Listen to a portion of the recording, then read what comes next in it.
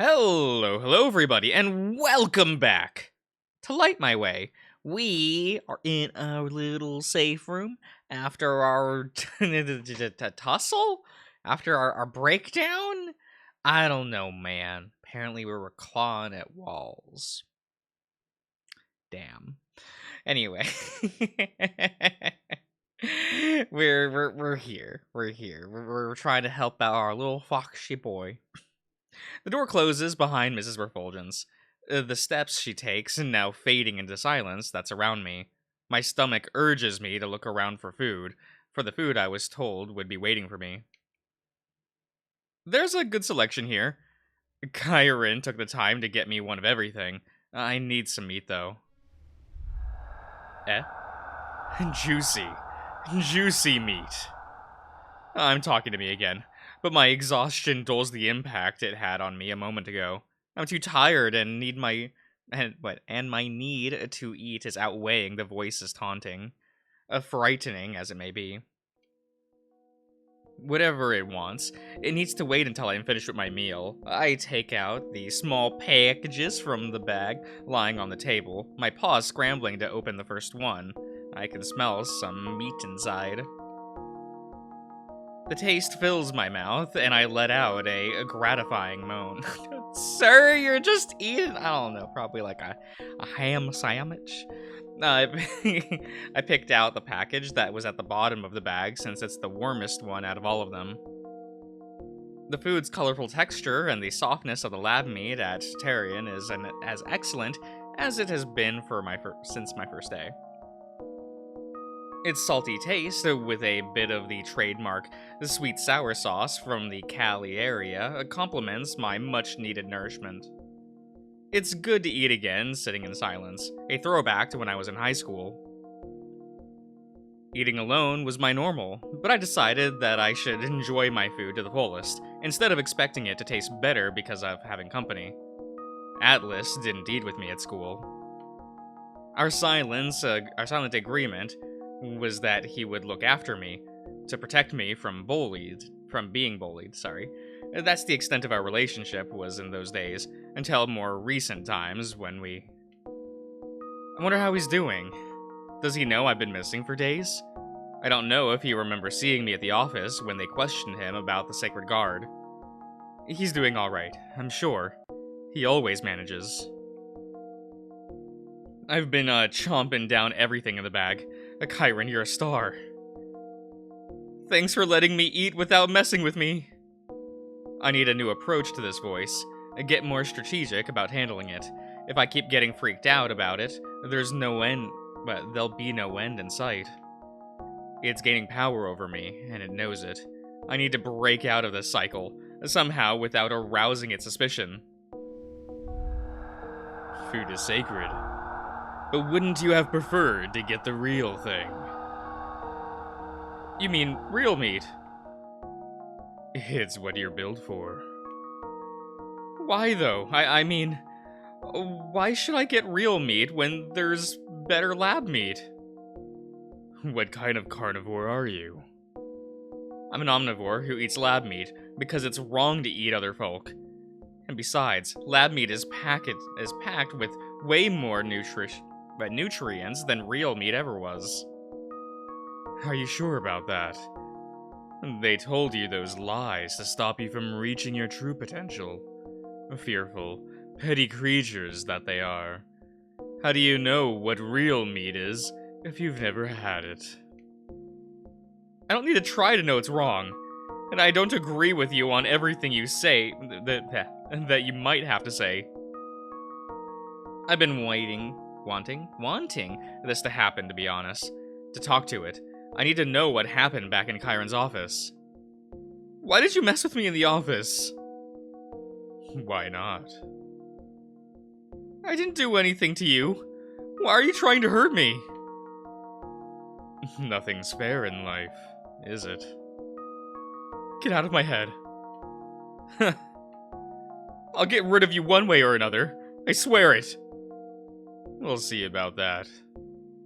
Silence. Sweet silence. It's a welcome reprieve. A nap sounds perfect right now. Maybe even a longer sleep.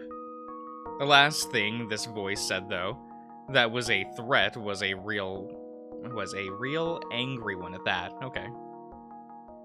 But I'm much too tired to think about that now, and that bed looks mighty good right now. This mattress is so comfortable. I'll let my eyes close for a second.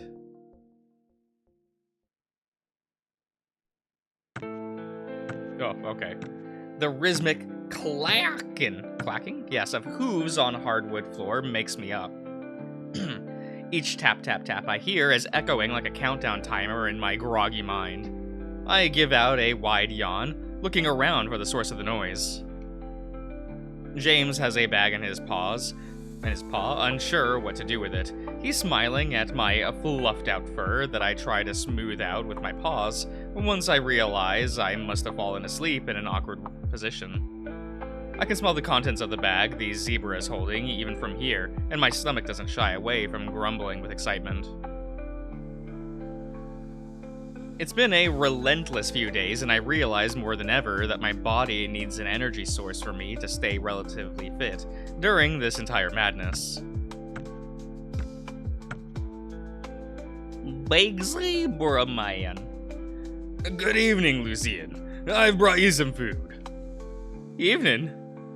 You've been out for a day and a half. A day and a half? We weren't sure what happened after Esther assured us you were resting. The eagle keeps plucking at my thoughts when I'm out cold. It's like he's spying on me, wandering through the corridors of my mind without my say-so. And yet, I recognize the irony of it. I do something similar at the time when I see other folks' aspects. There's the guilt again that I've been experiencing since this whole mess happened. But what does feeling guilty about everything do for me?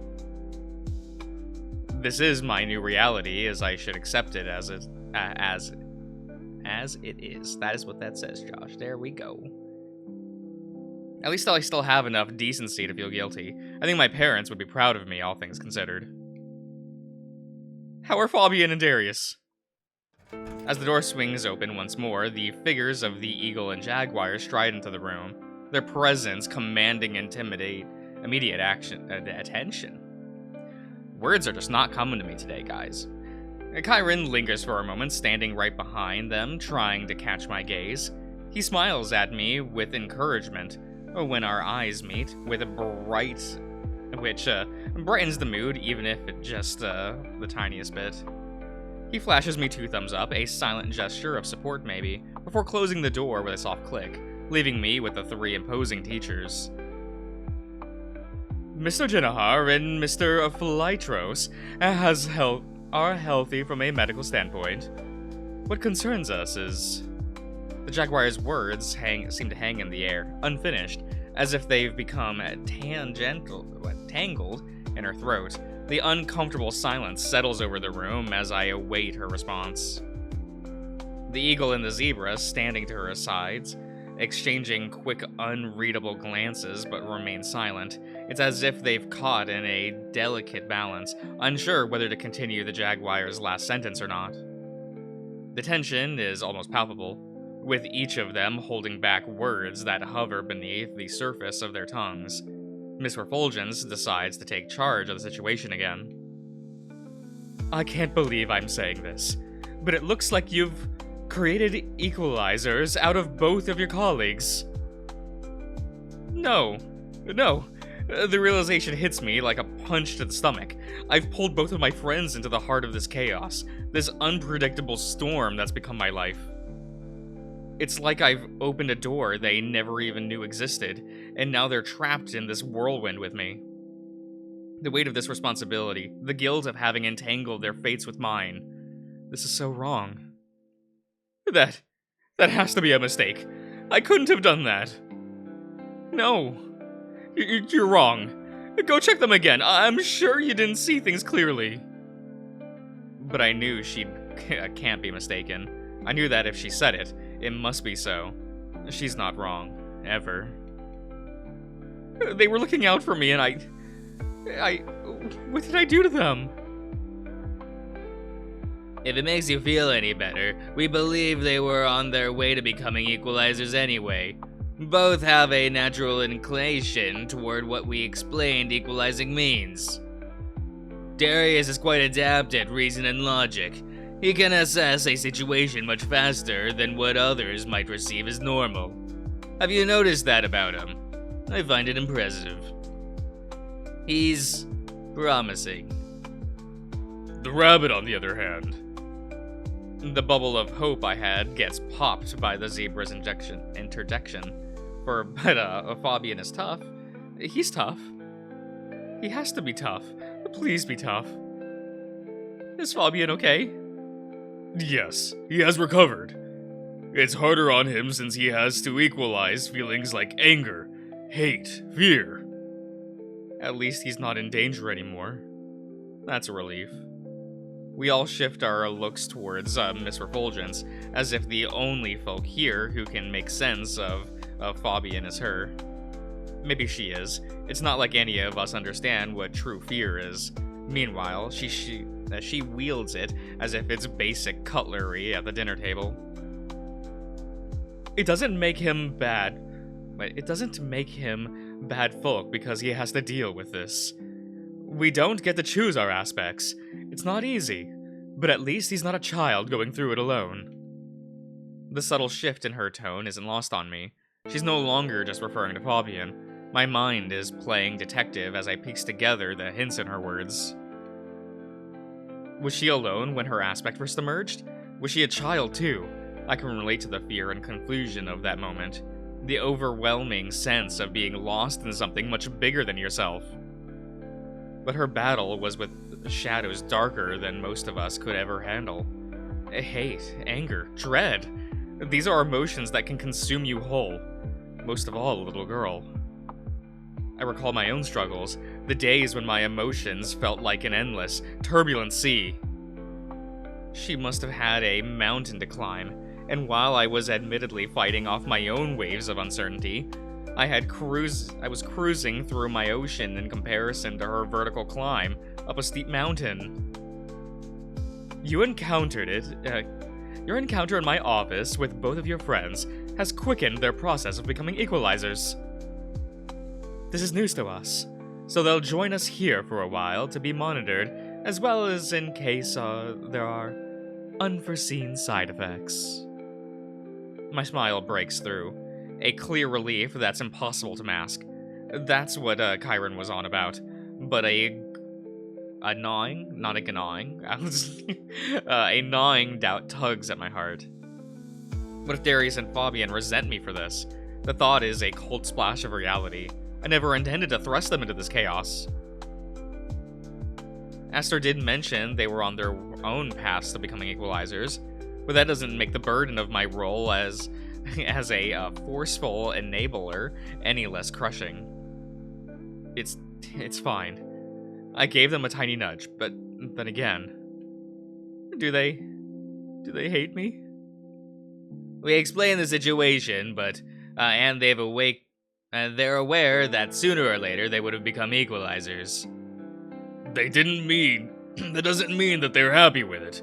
Darius hasn't spoken a word since we told him about everything. His dream of becoming a cardinal has now been pushed further away, all because of me. He was struggling to keep up with his colleagues as it was, and now he's going to get locked up in here for who knows how long. I derailed his entire life, but he was going to be an equalizer. Yes, but when though? It could have been years, perhaps decades even. I don't know this entire aspect thing works, but it could be possible. We're all different after all. Ah, there they are. Chiron steps in with Darius and Fabian, who are looking around in awe, which prompts me to notice my surroundings as well. There are no windows, so you're either underground or someplace behind some trapdoor. And the room has a feeling of old, but its walls look brand new. They have a sort of low-frequency buzzing sound coming from them. Maybe it's to block out noise coming out of here. There's a clock on the wall telling us the time and the calendar to know the date. Either I didn't see the other two beds, or they might have brought them in when I was sleeping. They're the same type as the one from my dorm. This is starting to look more and more like a prison now that I'm taking everything in. Since the madness is slowing down, we're going to take the time to get back to our classes for a while. We've already put too much aside for the situation, and it's starting to impair our responsibilities as teachers. Are you leaving? I feel my stomach growing knots as I look towards Aster and James. I need that zebra here to help me through this. His presence is nothing less than the safest of havens. An island in my unending ocean of uncertainties. We have to go back to our universities to set up classes and schedules for our elites. But we'll be back soon for a more permanent stay. I suggest you take some time to talk to your friends about everything that went on. Mr. Cliff will bring you food and whatever else you might need. You can contact me through this. Talk to this specific painting by pressing here. There's a microphone behind it that is linked to my office. Do not use it for any other reason than an emergency. You can hear what we're talking in here? I don't have time to listen to your adolescent chit-chat. If there is anything you need to tell me, you should spit it out right now. Is this not serious enough for you to understand that there can be no more mishaps? I understand. So is there anything you need to tell me? Well, is there? No? Good.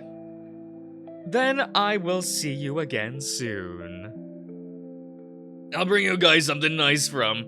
what is this? Frantulia. Frantulia? I don't know, man. I don't know.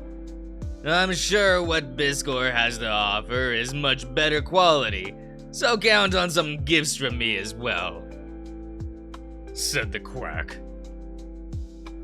Is Scrippy upset now? I told you not to call me that in front of the other students. You asked for it, you oaf. Their playful banter casts a lighter tone over the room, if only for a moment. My gaze shifts to Darius, already in his bed, turning away from us, a solemn figure removing himself from reality of everything around us. Fabian, on the other paw, is eager to talk to me, brimming with eagerness. He's been tugging at my fur, trying to get my attention, although we should have been listening more carefully to what Mrs. Refulgence was telling us.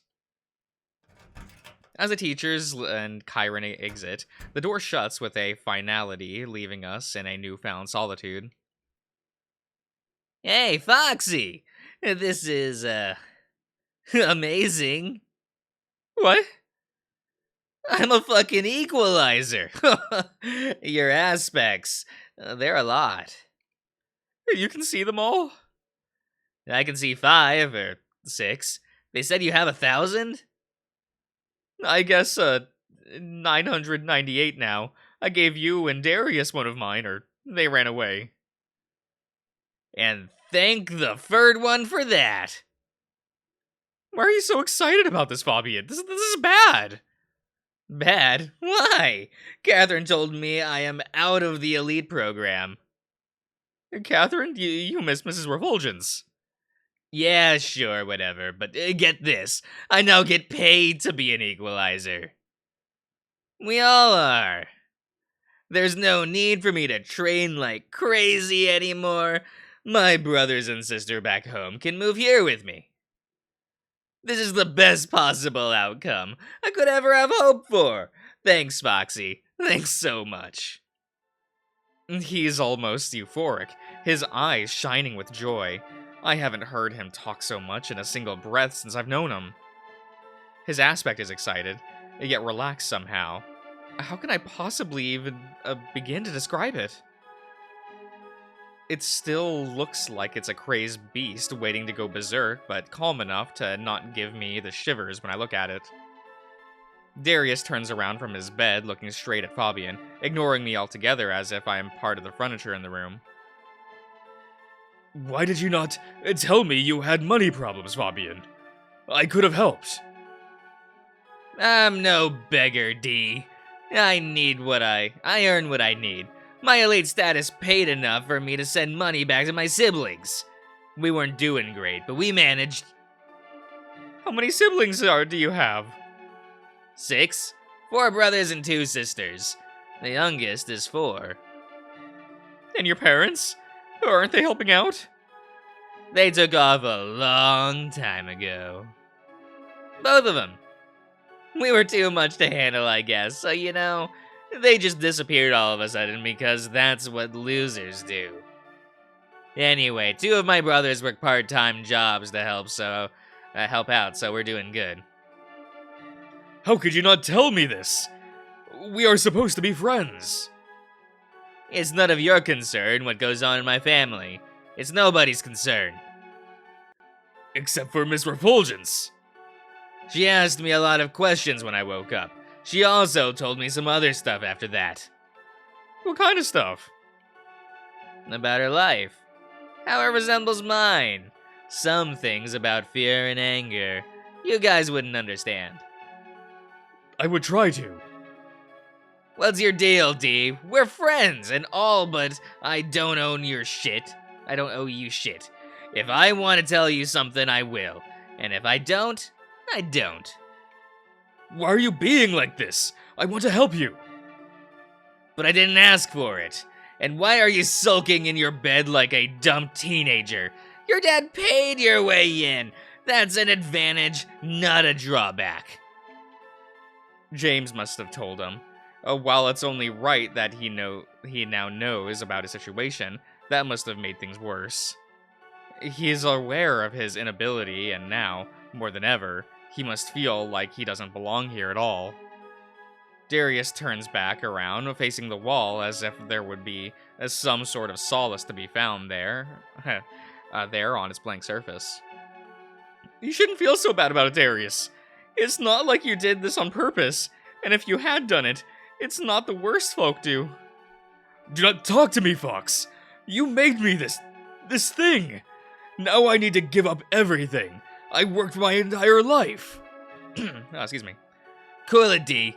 You heard him. You were going to be an equalizer sooner or later. Foxy made things move along faster. You sucked at school anyway. Now you get to study something nobody knows that much about.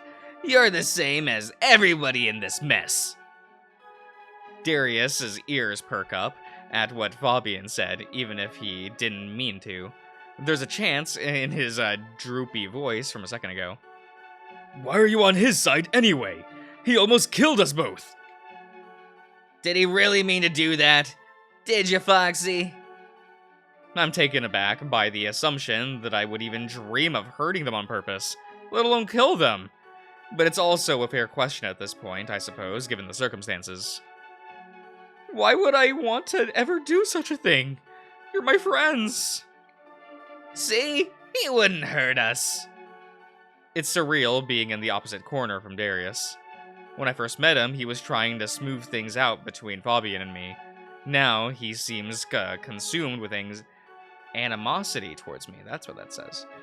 Deep down, he must recognize that I'm not entirely to blame, though.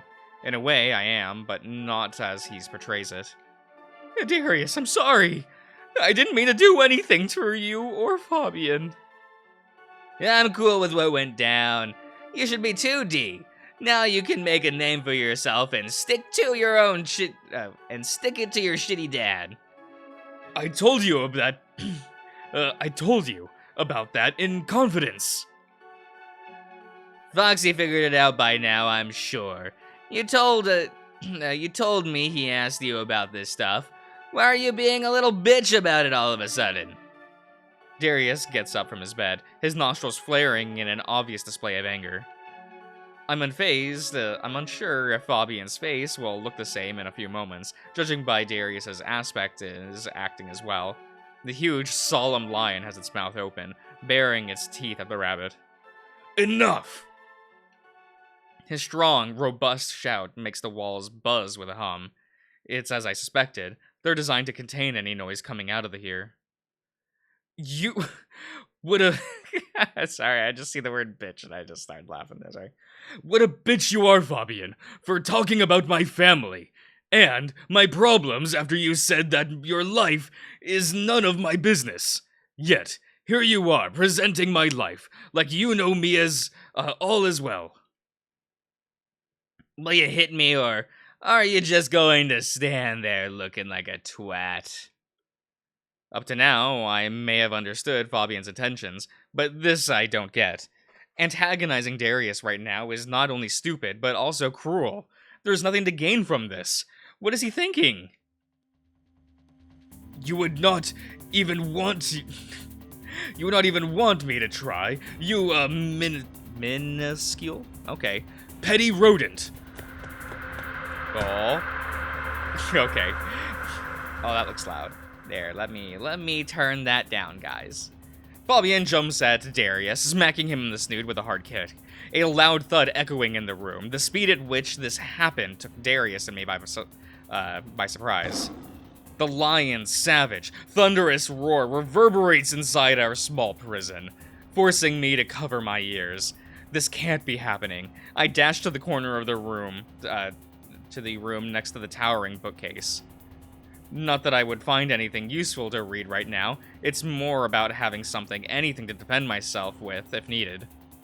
I don't know what's gotten into Fabian either, and I don't plan on asking him right this second. Darius charges forward, leaping in the air, mouth open, his massive teeth ready to sink into Fabian. Fast as expected, the rabbit dodges to his left, turning around and kicking Darius in the snoot. The blur of agility coming from the rabbit, and his crazed aspect is mesmerizing. The ruby-colored figure doesn't seem fazed by any of this. In fact, it almost looks like it's enjoying itself. The way it swirls around Fabian when he ducks and dives away, it's as if it's guiding its owner through all the needed motions. However, the rabbit's last escape wasn't as clean as he hoped it would be. Red velvet showing itself, now trickling down Fabian's leg. Darius's claws are drenched in the same crimson color, their twitching movements signaling another incoming attack. I'm frozen in shock, questioning my own inaction after seeing what just unfolded before my eyes. What's wrong with me? What the fuck am I even doing hiding here? Guys, stop! What the hell is going on? Why are you even fighting? Can you smell that? Both turn to me, faces etched with frenzy, gasping short, deep breaths from the aftermath of the fight. He deserves being kicked in the snout. Should have done it the moment I met him to get his brain into the proper socket. Why didn't your daddy pay you to go to Biscor, anyhow, huh? That's where real cardinals are made. Fabian, why are you being like this? Leave him alone already. The blood boil is simmering down around us. Darius retracted his claws. A tear is now brimming in his eyes, while Fabian is trying to hide his wincing. His trembling whiskers, though, giving away the pain he's in. Whatever this was, it's over now. Why are you... Why do you say such hurt... Oh, sorry, that's not the voice I used for him. Sorry, I was recording something else just before this. Why do you say such hurtful things, Fabian? Am I not your friend? Your best friend? Who needs loser friends like you? The last jab is like a stake through the heart, the cruelty of the word sinking into me by proxy. Darius's tears intensify, to the point where his sobbing becomes an uncontrollable mess of slurred words, not managing to speak out full sentences through the tears and heavy breathing he's taking. Alright everyone, I know we're in the middle of a scene, but the video's running a bit long, so we'll end it here. So I do hope that you all have enjoyed, and I'll see you guys around.